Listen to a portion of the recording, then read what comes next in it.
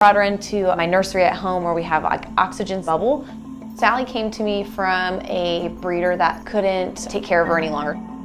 She's got really bad pneumonia. She probably aspirated while nursing on mom, and she was blue, like she was gasping for air. I immediately put her inside of that bubble and let her just calm down with oxygen at first.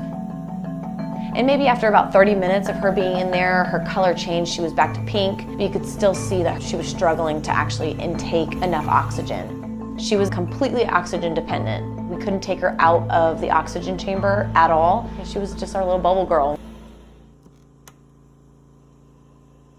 The plan was for us to keep her in our nursery until she was at a stable point to where she was adopted. I thought it was gonna be like maybe a week, maybe 2 weeks on oxygen to let the lungs heal, and that was not the case for Sally. Even though she was struggling and having increased respiratory in the bubble, she was wagging her tail, she was licking the window of the oxygen chambers. We really wanted it to be a different outcome, and so we were fighting for her. We couldn't even go in there and like love on her because the second we would unzip it, all the oxygen would come out. We needed to make sure that her bubble was like very comfortable for her. We built our bubbles up with a ton of blankets. She loved her stuffed animals.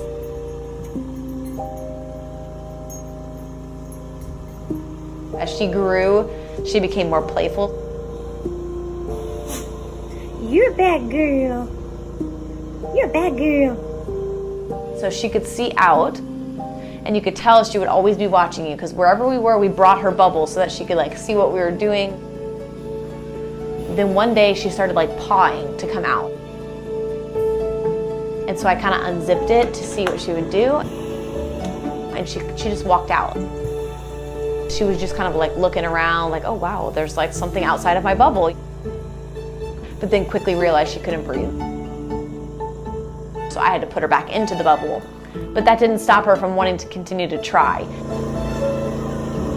We would try every day. We'd take her out of the bubble, let her walk around the floor, and usually within like a minute, she would be gasping for air.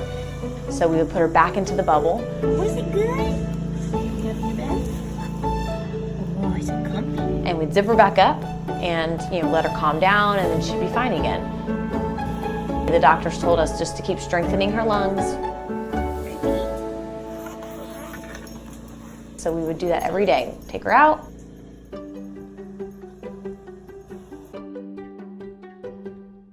Put her back in.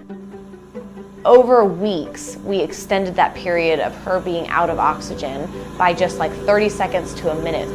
Hi, girl.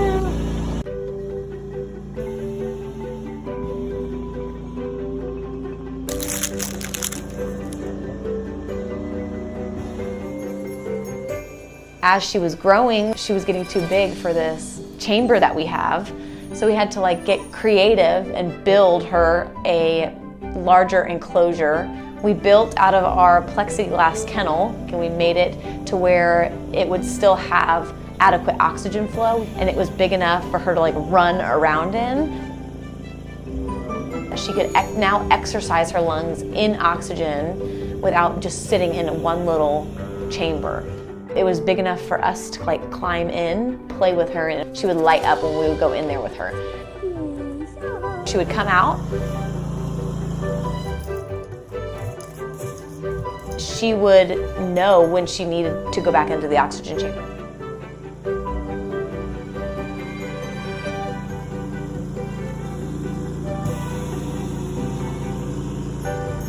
Once we got to the point where she was out for like 5 minutes, we started trying to take her outside in the grass because she had only ever touched inside. She's like, oh my gosh, this is a whole new world again.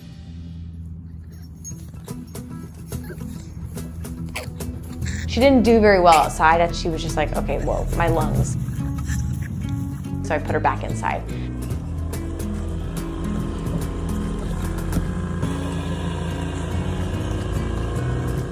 So we would try that again every now and then. She seemed to like the grass. Eventually she started running through the grass.